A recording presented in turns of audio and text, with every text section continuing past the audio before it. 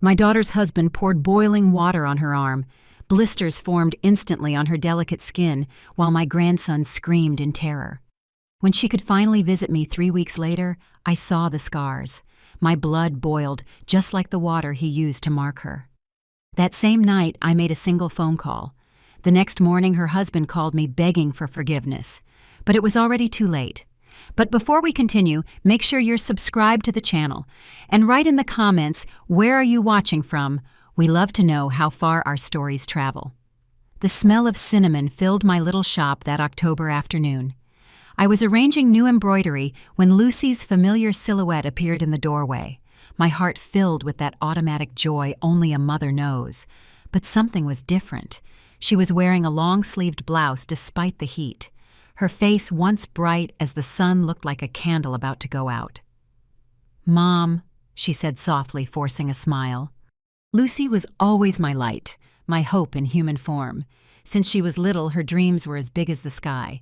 She wanted to study travel, see the world beyond the mountains that surrounded our city. And she did it. She graduated as a teacher. She married Raymond, a civil engineer from an influential family. And they had Matthew, my precious 7-year-old grandson. I put the embroidery aside and hugged her, feeling her body tense up. Something was wrong. Very wrong. "Come on." I made sweet iced tea. I invited guiding her to the small sitting room in the back of the shop. As I poured the drink, Lucy moved and her sleeve rode up just a few inches. It was just a glimpse, but it was enough to make my heart stop. On the delicate skin of her wrist was a red blistered mark. It had irregular edges that looked like the map of a nightmare. "What is that?" I asked. My voice was firmer than I expected. Lucy pulled her sleeve down with the speed of someone hiding a terrible secret. "Nothing, Mom." I spilled hot water, making coffee. The lie sounded so rehearsed I almost believed her. Almost. I wanted to insist to rip the truth from her. But something stopped me. An ancient fear, maybe. The fear of discovering my worst nightmare was real. Instead, I asked about Matthew, about her classes at the school where she taught. I tried to read between the lines for any clue. Just then Matthew ran in. His little feet made noise on the shop's worn wooden floor. "Grandma, my little warrior," I whispered, hugging him tightly. His eyes, so much like his mother's, shone with an innocence I prayed would never be stolen. I waited for a moment when Lucy went to the bathroom to kneel at Matthew's level. "Is your daddy doing okay?" I asked casually, trying to keep my voice light. Matthew's smile vanished like a cloud covering the sun. He looked down at his feet, swinging them back and forth. "Daddy yells a lot." He finally answered so quietly, I had to lean in. "His face gets red as a beet when he's mad." My heart sank. Matthew continued his words, spilling out like water from a broken dam. "Yesterday he threw the hot kettle on the floor. Mommy cried." I swallowed, trying to control the shaking in my hands. Before I could ask more, Lucy came back. The subject died like a candle blown out in the wind. They stayed a little longer. Lucy avoided my gaze. Matthew drew in an old notebook I kept for him. When they left, I watched them from the window as they walked down the cobblestone street. Lucy was hunched over, as if carrying an invisible weight. Matthew skipped beside her, unaware of the abyss opening up beneath his feet. That night, I couldn't sleep. The image of the burn on Lucy's arm danced behind my closed eyelids. It wasn't an accidental burn. I knew those marks. It was intentional. It had a defined pattern, as if someone had deliberately poured something scalding on her skin. Morning came, bringing decision instead of fear. I picked up the phone and dialed Raymond's number, my son-in-law, the man I trusted with my daughter's happiness. "Linda." His voice sounded polite, almost kind. "To what do I owe the honor? I saw the burns on Lucy's arm." I said it flat out. My voice was steadier than my heart. There was a silence on the other end. It only lasted a few seconds, but it said more than 1,000 words. "So what if I did?" His voice changed completely. It turned cold as ice. "What are you going to do about it? An old basket weaver against a Vincent, his last name, the name of one of the most influential families in the state. He said it like a shield, an armor protecting him from consequences." I hung up without answering. My hands were shaking so badly I could barely put the phone back on the hook. The truth was right there, raw and terrible like an open wound. Raymond was burning my daughter, marking her like she was property, and he thought he was above the law because of his name. I could have cried. I could have drowned in despair, but instead I felt something else build inside me, something ancient and fierce, like a snake waking from a long sleep. Raymond had made a terrible mistake. He underestimated a mother's power. I picked up the phone again, but this time I dialed a different number, a number I hadn't used in years, saved in an old faded address book. Michael. My voice sounded strange to my own ears. "It's me, Linda. I need your help." Michael Sullivan had been my late husband's friend, a man who knew the dark corners of the law, the paths that don't appear on official maps. He answered on the third ring as if he'd been waiting for my call all these years. "Linda," he replied simply, "it's about time." 3 days later, I was sitting at a cafe in downtown Denver. The afternoon sun warmed the historic brick facades. Tourists took pictures of the old clock tower, and I waited a full cup of coffee, untouched, in front of me. Michael arrived right on time as always. His hair was grayer, his face more lined by time, but his eyes, those eyes that saw right through people, they were the same. "Show me," he said without ceremony after sitting down. I slid a manila envelope across the table. Inside were the photos I had taken with my old cell phone while Lucy slept at my house the night before, images of the burns on her arms, some new others already healing. They formed a map of suffering on her skin. Michael examined each one with a blank expression, but I noticed his fingers tightening on the paper. "Raymond Vincent," I said quietly. "He thinks he can do this because his family controls half the city." Michael nodded slowly. "The Vincents buy judges like people buy groceries at the market," he commented. "The police won't help you." "I know," I answered. "That's why I came to you." Michael looked at me for a long moment, as if measuring my determination. "What do you want, Linda?" "Justice," I replied simply. The word hung between us thick as smoke. Michael put the photos back in the envelope. "Justice isn't free, and it's not clean like in the movies." "Are you sure?" I thought of Lucy, the baby girl I held in my arms, the daughter I taught to embroider, the woman who dreamed of a better world. I thought of the burns on her skin, the terror in her eyes, Matthew's future growing up in a house where violence was normal. "I'm sure," I replied. My voice left no room for doubt. Michael stood up, putting the envelope in the inside pocket of his jacket. "Don't look for me. When the time is right, I'll find you." As I watched him leave, I felt a weight lift from my shoulders, only to be replaced by a different one. I had just set a gear in motion, a machine whose nature I only partially understood. The next week, I kept my routine with deliberate effort.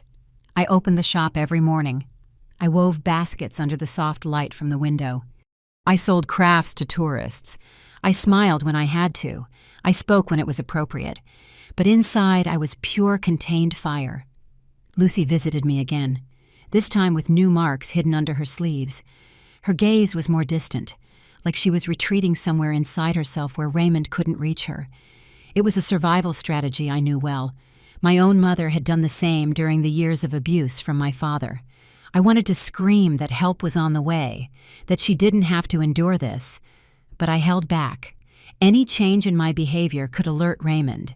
Instead, I applied aloe vera cream to the newest burns. Some were shaped perfectly like heated metal spoons. I swallowed my tears. "I'm fine, Mom," Lucy whispered as I treated an ugly mark on her inner elbow. "I deserve it. I'm a terrible wife." Her words almost broke me. That was his voice speaking through her, the lies he planted in her mind while he burned her body. I bit my tongue until I tasted the metallic tang of blood. It wasn't the time to contradict her. That would only push her away. It was time to wait. 2 weeks after my talk with Michael, I noticed a black car parked on the corner across from my shop. It stayed there all day. The driver was invisible behind the dark tinted windows. The next day, the same car appeared again, and the next. I never saw anyone get in or out, but I knew I was being watched. Strangely, that silent presence calmed me. It meant Michael hadn't forgotten. The gears were turning. It was Wednesday when Raymond showed up at my shop. He walked in like he owned the place. His expensive suit and gold watch were a stark contrast to the worn walls and humble baskets. Mother-in-law. He greeted me with a smile that didn't reach his eyes. What a quaint little place. I kept weaving the basket in my hands, as if his presence was no more annoying than a fly on the wall. Raymond, I replied simply. He walked around the shop, touching the crafts with disdain. You know, I've noticed Lucy is very attached to you lately. Frequent visits, long calls. I kept my eyes on my work. We're mother and daughter. Yes, yes. He waved his hand, dismissing the obvious. But I worry these visits are distracting her from her duties at home. Matthew needs his mother's attention. I need a present wife. I finally looked up at him. And Lucy needs a husband who doesn't burn her with boiling water. His smile froze. For an instant, I saw the mask slip, revealing the darkness underneath. Then, as quickly as it appeared, the shadow was gone, replaced by calculated charm. Oh, Linda, always with your wild imagination. Lucy is so clumsy, always having accidents in the kitchen. He leaned closer over the counter. It would be a shame if those accidents got worse, don't you think? Fear cut through me like a knife, but I didn't show it. Instead, I looked past him toward the shop window. The black car was still there, silent, like a promise. It would be a terrible shame, I replied calmly, for everyone involved. Raymond narrowed his eyes, trying to decipher the meaning behind my words. Then, with one last evaluating look, he left the shop. He left behind only the scent of his expensive cologne and an unspoken threat. That night, Michael finally called me. It started. That's all he said before hanging up. I sat on the porch of my small house looking at the stars over Denver. The air smelled like jasmine and damp earth after a light rain. On nights like this, I used to feel peace. But that night, what I felt was very different. It was anticipation. The next morning, the news hit like thunder on a clear day. Raymond Vincent, the respectable engineer from a traditional family, was under federal investigation. Embezzlement, contract fraud, money laundering. The accusations piled up like storm clouds. I turned on the small TV in the shop just in time to see Raymond leaving the federal building in Denver, trying to hide his face from the cameras. His lawyer made hasty statements about baseless accusations and political persecution. But Raymond's terrified look told another story. Inside me, a strange feeling bloomed. It wasn't exactly satisfaction or joy. It was something more primitive, more honest. It was the feeling of the scales beginning to balance. Lucy showed up at the shop hours later with Matthew. Her face was pale, her eyes red from crying. "Did you see the news?" she asked quietly after Matthew got distracted with the toy soldiers I kept for him. I nodded. I saw. "He says it's a conspiracy, that someone is out to destroy him." She continued, her voice trembling. "He's furious, Mom. I've never seen him like this." My heart ached. "Are you safe there?" Lucy looked away. He didn't come home last night. He's at the office with the lawyers." I took her hands in mine. I noticed how she flinched when I touched near a recent burn. "Stay here. You and Matthew can sleep in the guest room." "I can't," she replied quickly, fear obvious in her voice. "He'd be even more furious if he found out. He said I need to be at home to keep up appearances." Before I could insist, the shop door opened and a young woman walked in. Perfectly styled hair, expensive clothes, a microphone in her hand. Behind her, a man with a camera on his shoulder. "Mrs. Linda Ruiz?" the young woman asked with a professional smile. "I'm Amanda Miller from Denver 7 News. We'd like to talk about your son-in-law, Raymond Vincent." Lucy turned even paler, grabbing my arm tightly. I felt the terror radiating from her like heat from a flame. "No comment," I answered firmly, putting myself between the reporter and my daughter. "Please leave my shop." The young woman hesitated, clearly not expecting resistance. "Just a few questions about the accusations and about the rumors of domestic violence." "Out," I repeated. My voice left no room for argument. When the door closed behind them, Lucy collapsed into a chair, shaking.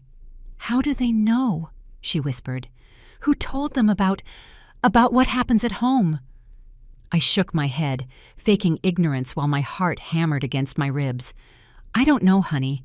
Maybe someone saw something, said something. Lucy looked me in the eyes. For a moment I was afraid she could see right through me, see the fire I had started. But she just lowered her head, defeated. He's going to blame me for this, she mumbled. He'll say I talked, that I betrayed him. I held her face between my hands, forcing her to look at me. Listen to me, Lucy. What Raymond does to you is not your fault. It never has been. It never will be. A single tear rolled down her face. You don't understand, Mom. He said if I ever tried to leave him, he'd take Matthew from me, that no one would believe me against a Vincent. I looked at Matthew playing innocently in the corner, my grandson, the bright-eyed boy who deserved so much more than a house ruled by fear. Things are changing, I said softly. Trust me. That night, after Lucy and Matthew left, despite my protests, I received another visitor. Michael slipped in through the back door like a shadow moving along the wall. The feds found compromising documents in his office, he reported without preamble. Overpriced contracts, offshore accounts, payments to public officials. The family is trying to cover it up, but too many people are involved. And what about the other things? I asked. About Lucy. Michael leaned against the table, his face partly lit by the dim lamp. We have testimonies. The housekeeper, the gardener, even the driver. They all saw the marks. They heard the screams, but without Lucy, we don't have a case. She needs to testify, Linda. She needs to show the burns, tell the story. I closed my eyes, feeling the weight of that truth. She's scared. He threatened her with Matthew. Michael sighed, running a hand through his graying hair. Raymond has been bribing family court judges for years. In a normal custody battle, he would win. And now... A slow smile formed on his lips. Now he's cornered. The family can't protect him like they used to. Everyone is trying to save their own skin. I felt a flame of hope ignite in my chest. So there's a chance. There is, Michael confirmed, but only if Lucy is brave. After Michael left, I sat in the darkness thinking about bravery. Not the bravery from the movies, not grand and spectacular, but the quiet bravery that women like me and Lucy needed every day. The bravery to wake up and face another day. The bravery to protect the ones we love, even when our own world is falling apart. The next morning I went to Lucy's house, an imposing mansion in the most exclusive neighborhood in Denver. It had high walls and a meticulously kept garden, a monument to the Vincent family's wealth, and for my daughter, a gilded cage. The housekeeper met me with frightened eyes, whispering that Mr. Vincent was home and in a bad mood. I ignored her warning and went straight to the living room. I found Raymond on the phone, his face red with anger. "I don't care what it costs," he yelled into the receiver. "Buy the damn judge! Buy the DA! Buy whoever you have to!" When he saw me, his eyes narrowed dangerously. "I'll call you back," he muttered into the phone before hanging up. "What are you doing here, mother-in-law?" "I came to see my daughter," I replied calmly, though I could feel my heart racing. "Lucy is indisposed," he answered sharply. "Come back another day." I stood firm. "Where is she, Raymond?" Something in my voice must have sounded different because he studied me with new attention. "Why the rush, Linda? Why now?" He stepped closer, his expensive cologne invading my space. It's curious how all these accusations suddenly surfaced, isn't it? Almost as if someone was coordinating the whole thing. I didn't back down. "Where is my daughter?" A cruel smile formed on his lips. "You want to see her fine." He led me upstairs to the master bedroom. He opened the door with a theatrical gesture. He revealed Lucy sitting on the edge of the bed, shrunken like a wounded bird. She looked up when we entered, and the terror in her eyes chilled my blood. "Look who came to visit, dear," Raymond announced with false politeness. "Your mother is worried about you." Lucy tried to smile, but her lips were trembling too much. "I'm fine, Mom, just a little tired." That's when I noticed. She was wearing a short-sleeved blouse, and her arms, which had been covered in burns, We're clean. Perfectly clean. See? Raymond smiled triumphant. She's perfectly fine. All those rumors. So absurd. Right, dear. Lucy nodded mechanically, still not meeting my eyes. Where is Matthew? I asked, my stomach sinking. With my mother, Raymond answered immediately. She loves spending time with her grandson. I understood everything in that moment. Raymond had hidden the evidence. He probably forced Lucy to use some special makeup to cover the burns. And he was using Matthew as an emotional hostage. Lucy would never talk as long as her son was under the Vincent family's control. I'd like a few minutes alone with my daughter, I asked, looking directly at Raymond. He hesitated, clearly not wanting to leave us alone, but worried about appearances. 5 minutes, he finally conceded. I have important calls to make. When the door closed behind him, I ran to Lucy, taking her hands. What did he do to you? I whispered urgently. Where are the marks? Lucy looked at the door, terrified, before answering in a voice that was barely audible. Waterproof makeup, if I take it off. Or tell anyone. He said I'll never see Matthew again. My heart broke into 1,000 pieces. Honey, you can't go on like this. He's going to kill you one day. I'd rather die than lose my son, she replied, with a determination that scared me. In that moment, I understood. I had underestimated both a mother's love, Lucy's for Matthew, and Raymond's cruelty. He had found the perfect weapon, a mother's love twisted into shackles. I looked at the clock. Our time was running out. Listen, I whispered quickly. Things are going to change. Trust me. Just hold on a little longer. Before Lucy could answer, the door opened again. Raymond walked in, his fake smile back in place. Time's up, ladies. I'm sure you can continue this chat another time. I left the mansion with a heavy heart and a mind on fire. At the gate, I noticed the black car parked discreetly across the street. A small spark of hope ignited inside me. The war wasn't lost yet. The following days brought an avalanche of news. The investigation into Raymond expanded like an out-of-control fire. It engulfed other members of the Vincent family, public officials, even a federal judge. Confidential documents were leaked to the press. Photos of clandestine meetings appeared in the newspapers. Recordings of compromising conversations circulated on social media. It was like watching an empire crumble brick by brick. I kept my routine, opening the shop, weaving baskets, closing at sunset. I answered with polite disinterest when customers mentioned the Vincent scandal, as the press had named it. But every new revelation was a small victory for me. Another stone removed from Lucy's prison. Michael appeared occasionally, always discreet, always with new information. The family matriarch is trying to distance herself, he told me on one visit. Raymond is more and more isolated. And Matthew? I asked. My grandson was still the centerpiece of this terrible chess game. Still with his paternal grandmother, Michael replied with a sigh.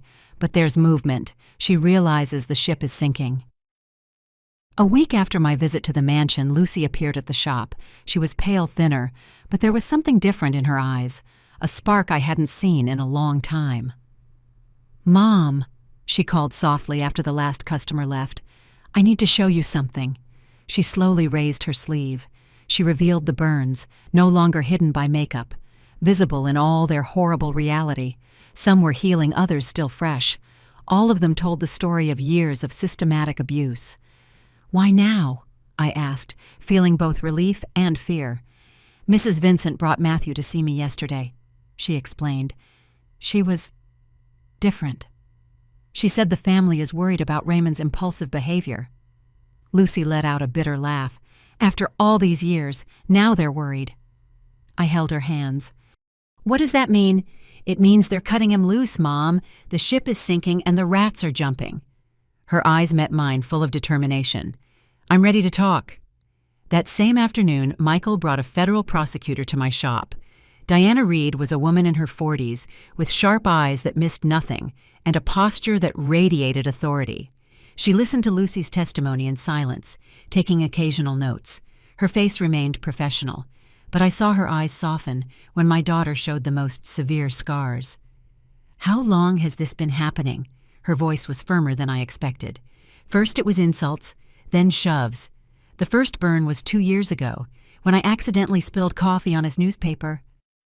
He heated a spoon on the stove and pressed it against my wrist. He said I needed to learn to be more careful.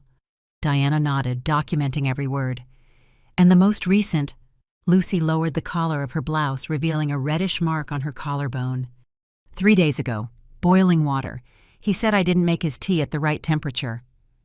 I saw Diana swallow hard, her professionalism momentarily shaken.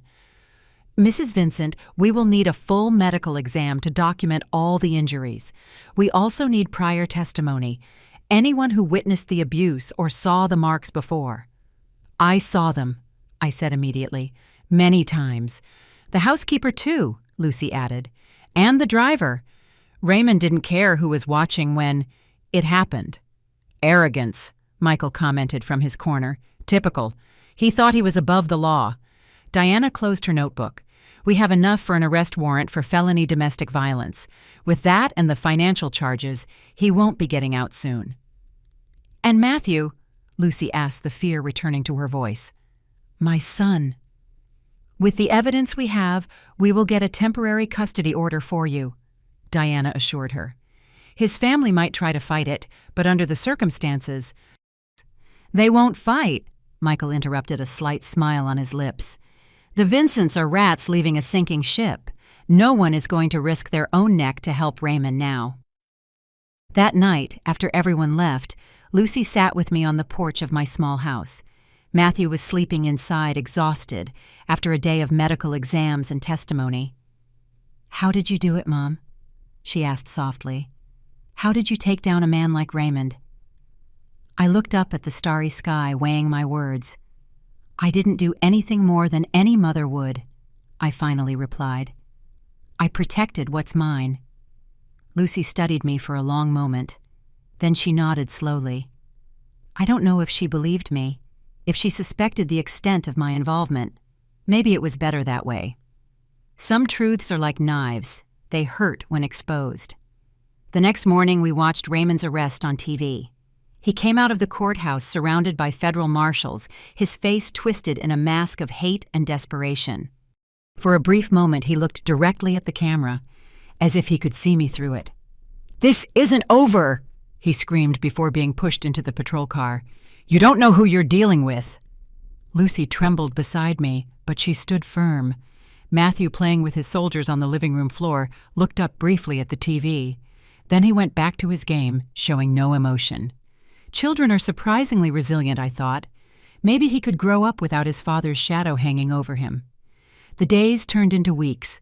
Raymond's case became a national scandal, with new revelations surfacing daily. Other members of the Vincent family were implicated in his schemes. Former allies turned against him, offering testimony in exchange for immunity. The empire he and his family had built crumbled like a sandcastle. Lucy and Matthew stayed with me. Slowly, I watched my daughter return. Not the same as before, because some wounds never fully heal, but a stronger, more resilient version. She went back to teaching now at a school near my shop. Matthew made new friends.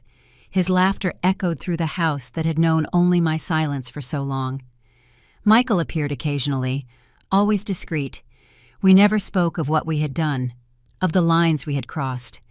Some truths are best left in the shadows. One Sunday afternoon, Diana Reed showed up at my shop. She wasn't wearing her formal suit. She was in jeans and a t-shirt, her hair down. Mrs. Ruiz, she greeted formally. Can we talk? I offered her coffee, which she accepted with a smile. We sat in the small back room, the scent of cinnamon and coffee filling the air. Raymond's trial starts in 2 weeks, she informed me. With the evidence we have, he's facing a severe sentence for both the financial crimes and the domestic violence.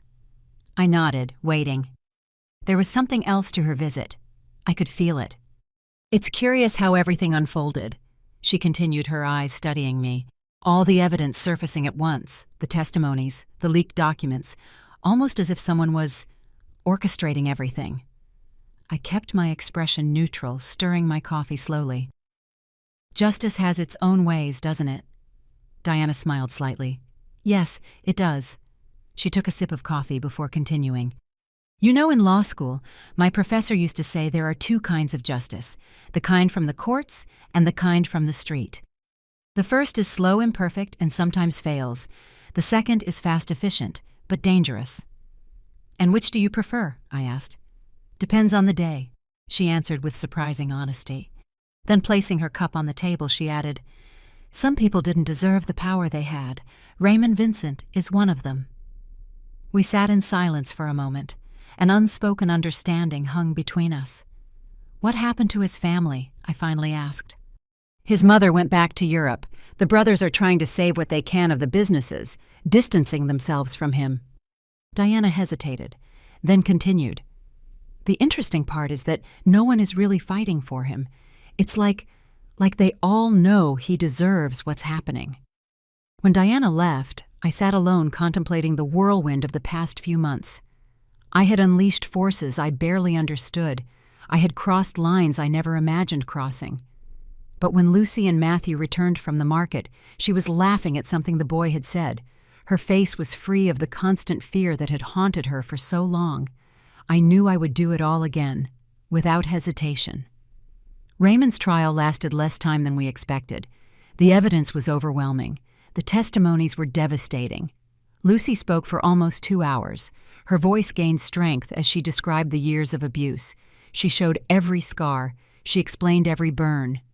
When she finished, there was a heavy silence in the courtroom. I testified after her. I told what I had seen, how I had tried to help. I didn't mention Michael or the steps we took. Some truths remain buried. The housekeeper also testified. She described finding Lucy crying in the bathroom, applying ice to recent burns. The driver recounted Raymond's fits of rage, the threats he made openly. And then, surprisingly, Raymond's own mother, Mrs. Vincent, appeared to testify. She entered the courtroom with a quiet dignity, avoiding her son's gaze. Mrs. Vincent, the prosecutor began, were you aware of the abuse your son inflicted on his wife? Mrs. Vincent kept her gaze fixed straight ahead, her hands folded in her lap. Yes, she replied simply. A murmur went through the room. And you did nothing to stop it. She closed her eyes briefly. My husband was also a difficult man. In our family, women learn not to question. Then turning to Lucy for the first time, she added, I am so sorry, my dear. I failed you. I saw Lucy bring her hand to her mouth, shocked by the unexpected confession. Raymond, sitting with his lawyers, looked like he had aged 10 years. His face, once arrogant, now showed deep lines of despair. When the judge read the sentence, 18 years for domestic violence plus 12 for the financial crimes, Raymond showed no emotion. He just looked at me. A long, calculated look that chilled me to the bone. This isn't over, he muttered as the guards led him away. It wasn't an empty threat. It was a promise. That night, we celebrated quietly at home. It wasn't a victory for champagne and laughter. It was a respectful silence for survivors. Matthew fell asleep early, exhausted from the day's tension. Lucy and I stayed on the porch watching the stars. What happens now? She asked softly. Now. We live, I answered, one day at a time. Lucy rested her head on my shoulder like she did when she was a little girl. I'm scared, Mom. Scared he'll find a way to hurt us, even from prison. I had that fear too, though I wouldn't admit it. The Vincent family might be weakened, but they still had connections, money, influence. And Raymond had time, lots of time. Time to plan, to nurture his hatred, to dream of revenge. I won't let him hurt you again. I promised, knowing it was a promise I might not be able to keep. Never again. 3 months after the trial, life had found a new rhythm. Lucy was teaching full-time. Matthew was adjusting well to his new school, and I continued with my craft shop. We rarely spoke of Raymond or what we had been through. It was as if we were trying to erase that chapter. Then one ordinary Wednesday, Michael appeared at the shop. His face was more serious than usual. His eyes were somber. There was an escape attempt, he reported. Raymond and 2 other prisoners. The guards intercepted them in time. I felt my heart stop for an instant. Was he coming here for us? Michael nodded slowly. They found maps, notes. He had planned everything carefully. "What do we do now?" I asked, my hands trembling slightly. "He's been transferred to a maximum security prison in another state," Michael replied. "But that doesn't mean we're safe. He still has contacts, people who owe him favors." That night, I couldn't sleep. I stayed on the porch until dawn, watching the shadows, imagining assassins in every noise. Raymond's revenge loomed over us like a distant but inevitable storm. It was Lucy who proposed the solution a week later. "Let's go," she said at breakfast. "Leave Denver. Start over somewhere else." I looked at her surprised. "Abandon everything." "The shop." "Your school Matthew's friends." Lucy nodded. Her eyes showed a determination that painfully reminded me of myself. "It's the only way to be truly free of him, Mom. As long as we're here, we'll always be Raymond Vincent's victims, the family that brought down the powerful Vincents. Somewhere else we can just be ourselves." I considered her words, feeling the weight of the decision. Denver had been my home for over 40 years. My husband was buried here. My memories, good and bad, were soaked into these cobblestone streets, these brick walls. But then I looked at Matthew drawing quietly at the kitchen table, and at the scars on Lucy's arms, marks that would never fully disappear. What was a place compared to their safety? "Where would we go?" I finally asked. Lucy smiled, the first truly free smile I'd seen on her face in years. "I was thinking Miami. Warm weather near the beach, good schools for Matthew, and far, far away from here." Michael helped with the arrangements. New documents, a modest house in a quiet neighborhood in Miami, discreet bank transfers. Diana Reed surprisingly also offered help making sure our whereabouts remained confidential in all official records. I sold the shop to a young artisan, a kind girl with bright eyes and skilled hands who reminded me of myself decades ago. I packed only the essentials, some clothes, family photos, the weaving tools I inherited from my mother. The night before we left, I made one last visit to the cemetery. I knelt at my husband's simple grave, tracing the worn letters of his name. "We're leaving, my love," I whispered to the cold stone. "I protected our daughter just like you would have, but now we need a new beginning." I felt hot tears on my cheeks. There was no answer, just the soft rustle of leaves in the trees above. But somehow, I felt peace. I felt he would understand. We left Denver before dawn in a rental car with dark windows. Michael drove us to the airport, his face impassive as always. "You saved our lives," I told him before we boarded. "I'll never forget it." He just nodded, squeezing my hand briefly. "You did the impossible, Linda. You brought down an empire with nothing but determination." I looked at Lucy and Matthew waiting in the boarding line. "It wasn't determination," I corrected softly. "It was love." The flight to Miami was smooth. The clouds below us looked as solid as the ground we had left behind. Matthew slept in the middle seat, his head resting on Lucy's arm. "Do you think he'll find us?" Lucy asked quietly, her fear still present. I took her hand, noticing how the scars were starting to fade. "No," I answered with a confidence I didn't fully feel. "This chapter is over." But even as I said the words, I felt a chill down my spine. Raymond was not a man who forgot. His hatred wouldn't lessen with time. It would only deepen like an infected wound. 30 years in prison would give him plenty of time to plan, to wait. I looked out the plane window, watching Colorado disappear under the clouds. We left behind not just a place, but a version of ourselves. The woman who got on that plane was no longer just Linda the artisan. She was Linda the woman who had defied an empire for her daughter. Linda who had learned that justice sometimes comes down unexpected paths. And if one day Raymond found us, he wouldn't find the same scared women. He would find survivors, forged in the fire of his own cruelty. Miami welcomed us with a humid, blazing heat, so different from the mild weather in Denver. Our house was in a colorful neighborhood, the buildings painted in vibrant shades of blue, pink, and yellow. The streets were lined with trees. People smiled. The air was thick with the scent of tropical flowers and street food. Lucy found a job at a bilingual school where her experience was valued. Matthew adapted with the typical ease of children soon making friends. And I started over. I set up a small workshop in the back of the house where I continued to weave baskets and embroider napkins. At first I only sold to neighbors and Lucy's friends, then a shop in a tourist district began to carry my pieces. Soon, American and European tourists discovered my work charmed by what they called authentic Florida crafts, even though my designs still carried the influence of Colorado. Months turned into years. Lucy's scars faded to pale white lines on her tanned Florida skin. Matthew grew into a tall, thoughtful teenager with a talent for drawing. Our lives found a rhythm, a peace I never imagined possible. Occasionally, news from Denver reached us. Michael called every so often, always from different numbers, always brief coded conversations. Diana Reed sent us Christmas cards with generic messages, but they reassured us that we were safe. Forgotten. Raymond remained in prison, his empire dismantled, his family scattered. Justice had prevailed, or so we thought. It was an ordinary Thursday when our peace was shattered. I was on the porch weaving a new design when I noticed the car, black, dark-tinted windows, parked across the street. It could be a coincidence.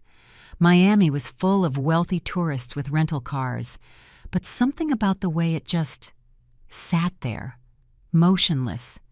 It awakened a cold chill of memory. I watched the car all afternoon. It didn't move. No one got in or out.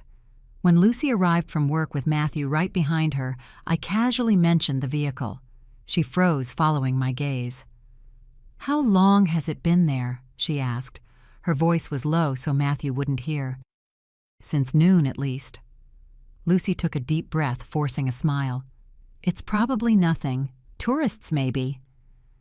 But that night, she checked the locks 3 times before bed. I stayed up late sitting near the front window watching. The car was still there when I finally gave in to sleep. The next morning it was gone. I felt a moment of relief followed by a wave of paranoia. Where did it go? Why, who was watching us? I called Michael that day using the emergency number he gave us years ago. "A black car," he repeated. His voice was tense. "Are you sure?" "Absolutely," I replied, feeling the familiar fear return. "It's him, isn't it? Raymond found a way." Michael was silent for a moment. "He's still in prison," he said finally. "We check regularly, but his mother, Eleanor, passed away 2 months ago. In her will, she left everything to a nephew, Arthur Vincent, a cousin of Raymond's who was always loyal to him." I felt my blood run cold. "And he could be looking for us." "It's possible," Michael admitted. "I'll investigate. In the meantime, be vigilant. Any suspicious movement, you call me immediately." In the following days, the black car reappeared, always at a distance, always just watching. We could never see who was inside. I started accompanying Lucy and Matthew everywhere. To school, to work, to the market. My eyes were constantly checking over my shoulder, looking for the vehicle that had become a symbol of our fear. It was Matthew who finally saw him, the driver. We were coming back from the market when the boy, now 13, stopped abruptly. "That man is following us," he said discreetly, pointing to a middle-aged man standing near a fruit stand. "He was at my school yesterday, and at the restaurant where we had lunch today." I looked in the direction he pointed and felt my heart drop. The man was tall, thin, with well-kept graying hair. He wore expensive clothes, dark sunglasses. He had a familiar arrogance in his posture, the same way Raymond carried himself, as if the world belonged to him. "Let's go home," I whispered, pulling Matthew and Lucy. "Now." That night we made a decision. We couldn't keep running forever, living in fear, looking over our shoulders. If Arthur Vincent had found us, others could too. Raymond's shadow would follow us forever unless we face him, Lucy concluded. Her voice was surprisingly firm. "Once and for all." Michael arrived 2 days later, bringing Diana Reed with him. They stayed in a nearby hotel, never visiting our house directly so they wouldn't draw attention. We met in different cafes, park shops, always moving, always vigilant. Arthur Vincent arrived in Miami 3 weeks ago, Michael confirmed. He's been visiting Raymond in prison regularly for the past year. We know he's looking for you, but we don't know what he's planning. And we can't just arrest him for being in the same city as you, Diana added with frustration. He hasn't done anything illegal. Yet, Lucy completed grimly. That's when we formed our plan. We wouldn't run again. This time we would set a trap. If Arthur wanted to get to us, we would leave a path open for him, but on our terms, on our territory. Diana organized discreet police surveillance. Michael hired private security guards to monitor our house and the places we frequented, and I decided to do something I never imagined. I bought a small revolver. Michael taught me how to use it in an isolated field on the outskirts of the city. My hands shook with every shot. The recoil sent waves of pain up my aging arms. But I kept practicing, day after day, until the weight of the metal felt familiar, until I could hit the target consistently. I hope I never need this, I commented as we cleaned the guns after one session. Michael looked at me with his wise, tired eyes. Me too, Linda. But in this world, sometimes the best defense is being prepared for the worst. 2 weeks later, Arthur made his move. It was Sunday morning. Lucy and Matthew had left for church. Part of the plan. Leave me home alone as bait. I was in the kitchen making coffee when I heard the distinct sound of someone forcing the back door. My heart sped up, but my hands stayed firm. Slowly, I took the revolver hidden in the kitchen drawer. The weight of the metal was comforting. Real. I placed myself against the wall, breathing deeply to calm my nerves. The door opened. Quiet footsteps crossed the small laundry room. Then he appeared, Arthur Vincent, even more imposing up close, tall, elegant, with the same look of superiority the entire Vincent family seemed to possess. "Mrs. Ruiz," he greeted with false politeness as if he were an expected guest. "We finally meet." I kept the gun pointed at him. My voice was calmer than I expected. "What do you want, Arthur?" He smiled a smile that didn't reach his eyes. "Just to talk. Raymond sends his regards." "Your cousin is in prison where he belongs," I answered, "and that's where he'll stay for the next 30 years. Arthur walked casually around the kitchen, examining the picture frames on the wall as if he were in a museum. "Do you know what Raymond told me, that you are the true architect of his downfall, not Lucy? Not the prosecutors. You." He turned to me, his eyes cold. "A simple craft seller who brought down the Vincent empire." "What do you want?" I repeated, my finger firm on the trigger. "Justice," he replied simply. "An eye for an eye. You destroyed his life, so he sent me to destroy yours." It was then that I noticed the metallic glint in his hand. A knife, long and sharp. My heart raced, but I held my composure. "You are not going to hurt my family," I declared, my voice leaving no room for doubt. Arthur laughed, a cold, calculated sound. "I don't intend to hurt anyone, Linda, just to take a message back to Raymond." He took a step forward, the knife reflecting the morning light. "That his revenge has been served." At that moment, I heard sirens in the distance. The signal. Michael and Diana had detected the invasion. Help was on the way, but Arthur heard it too. His face twisted in fury. "You planned this," he hissed, lunging toward me. I didn't hesitate. Michael's training took over. My body acted on instinct. 2 shots, not to kill, to incapacitate. The first hit his shoulder, the second his leg. Arthur fell. The knife clattered on the tile floor. The police arrived minutes later, followed by Michael and Diana. While the paramedics treated Arthur, I sat on the porch. The revolver was now safe in Michael's hands. My body was shaking uncontrollably, the adrenaline finally fading. "It's over," Diana said, sitting next to me. "For real this time." "How can you be sure?" I asked, my voice weak. "Because we found evidence in Arthur's hotel room, letters from Raymond detailing the whole plan. He didn't just want to scare you. He wanted to eliminate the witnesses who put him in prison." Diana placed her hand on my shoulder. "With this, Raymond will face new charges, conspiracy to commit murder. His sentence will be extended, probably for the rest of his life." When Lucy and Matthew returned, they found the house surrounded by police cars and an ambulance. Lucy ran to me, panic in her eyes. "I'm fine," I assured her, hugging her tightly. "We're all fine now." That night, after everyone had left, the police, the paramedics, Michael and Diana, I sat on the porch with Lucy and Matthew. The Miami sky was clear, dotted with stars that seemed infinitely brighter after all we had been through. "You could have died today," Lucy said softly, holding my hand. Her scars brushed against my wrinkled skin, marks of different battles, but both witnesses to our survival. "But I didn't," I replied simply. "And now he will never reach us again."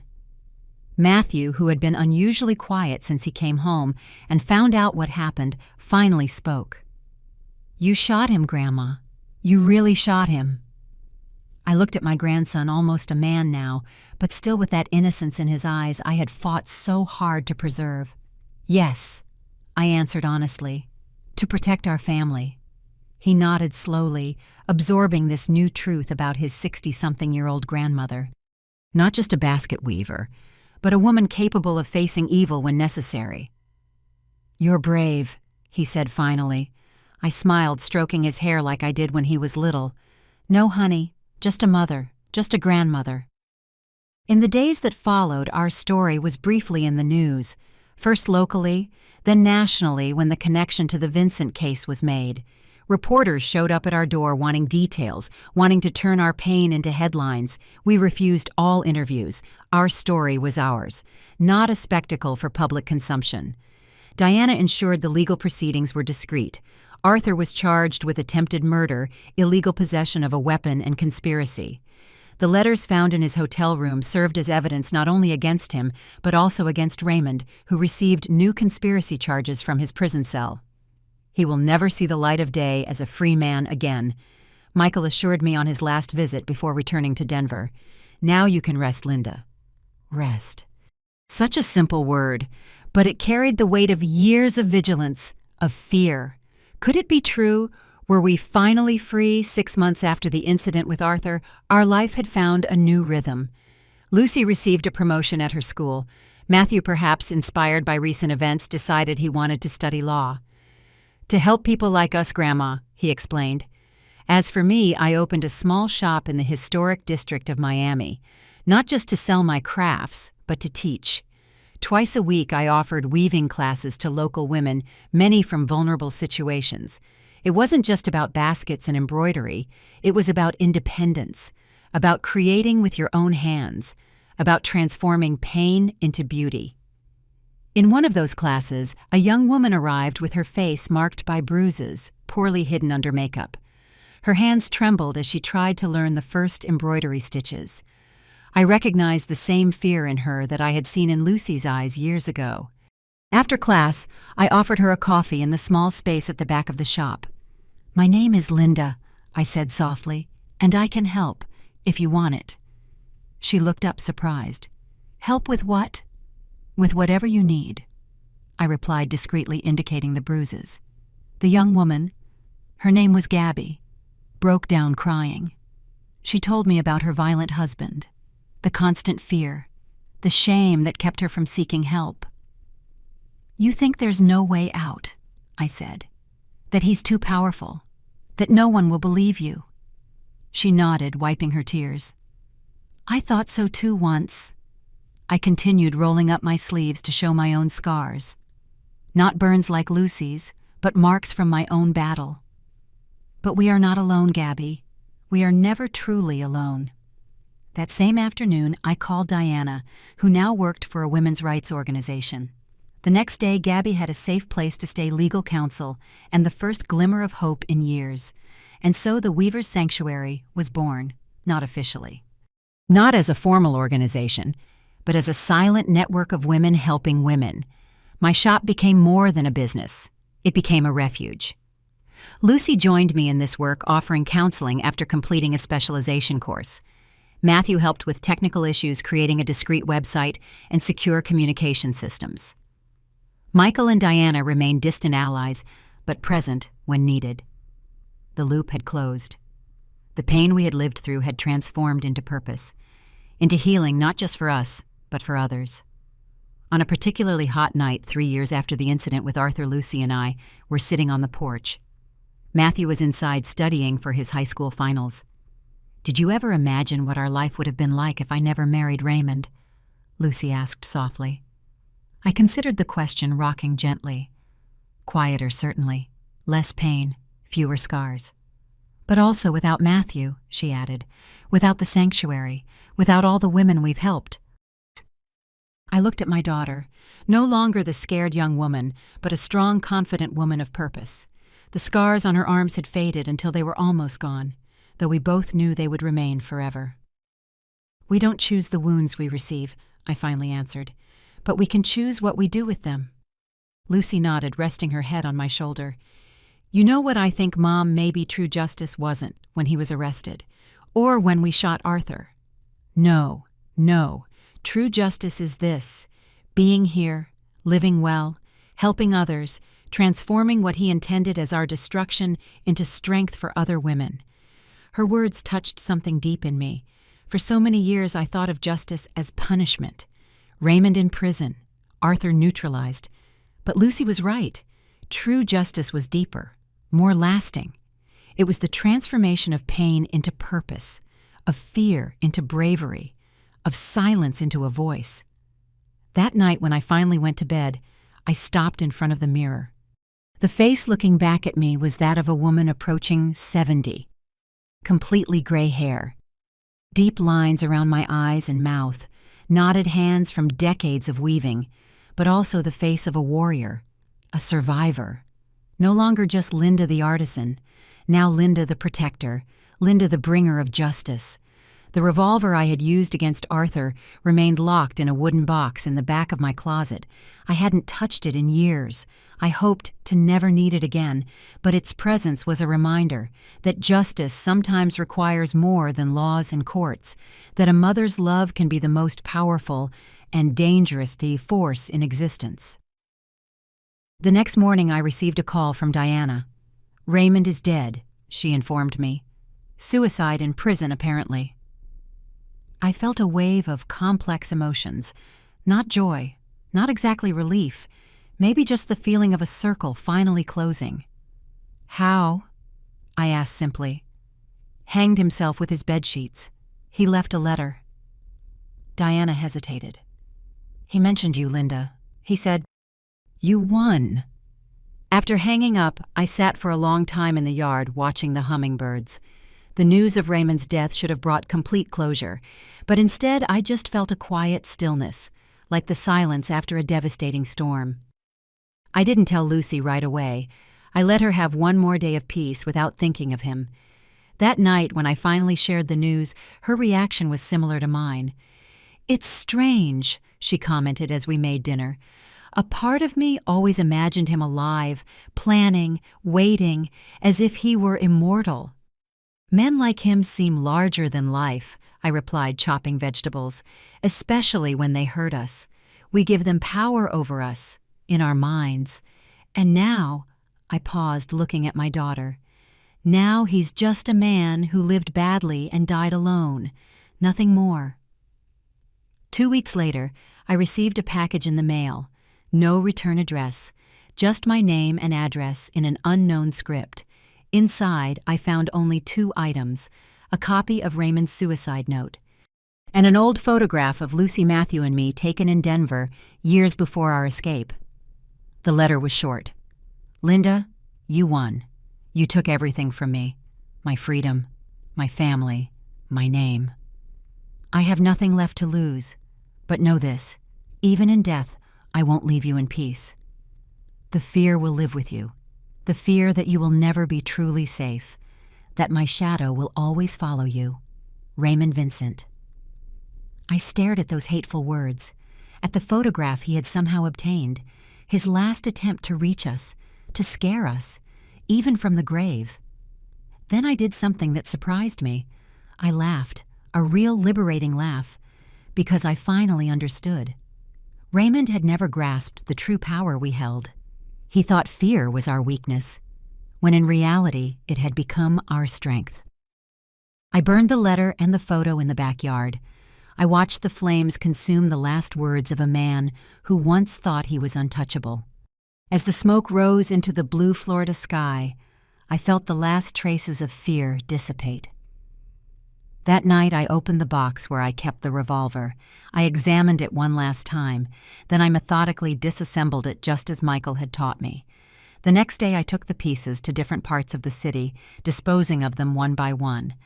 I wouldn't need that weapon anymore. The battle was over. The Weavers' sanctuary continued to grow.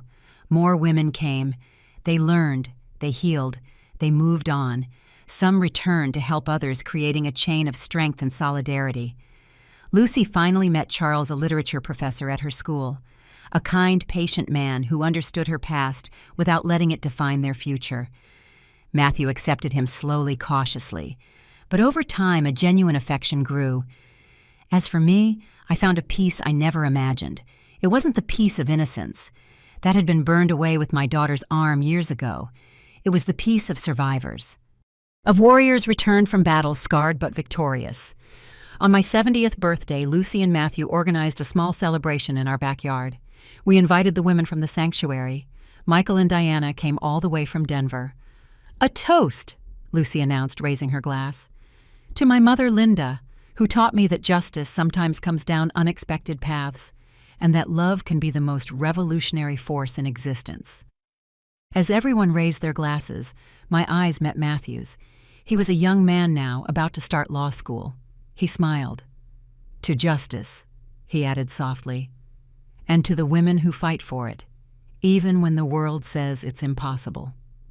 The sun was setting over Miami, bathing our small garden in golden light. The scar on my arm, a reminder of the fight with Arthur, shone silver in the twilight. Lucy's scars, almost invisible now, told a story she shared with other women when needed. Scars, marks of battle, of survival, of transformation. No longer sources of shame, but medals of honor, silent witnesses to a truth Raymond never understood, that sometimes the most dangerous person in the world is a mother protecting her family, and that true justice doesn't come from courts or prisons. It comes from the refusal to let one man's cruelty define an entire family's future.